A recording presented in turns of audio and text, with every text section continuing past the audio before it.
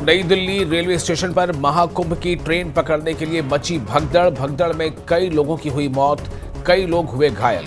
Railway ने दिए उच्च स्तरीय जांच के आदेश।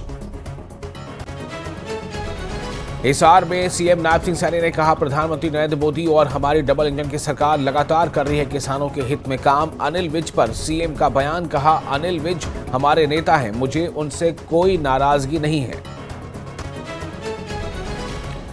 बीजेपी ने पार्षद उम्मीदवारों का भी किया ऐलान। थानेसर, गुरुग्राम, पटौदी की लिस्ट जारी। फरीदाबाद के पार्षद उम्मीदवारों का भी ऐलान।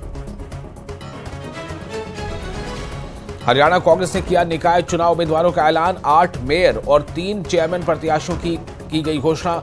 गुरुग्राम से सीमा पाहुजा, मानेसर से नीरज यादव, हिसार से कृष्ण सिंगला, करनाल से मनोज वाधवा, रोहतक से सूरजमल सहित कईयों की टिकट। निकाय चुनाव के लिए आम आदमी पार्टी ने की 3 लिस्ट जारी। सोनीपत से कमलेश सैनी, रोहतक से अमित खट्टर को बनाया मेयर उम्मीदवार। सिरसा से कविता नागर चेयरमैन कैंडिडेट। फरीदाबाद निगम के 8 पार्षद उम्मीदवारों का भी हुआ ऐलान।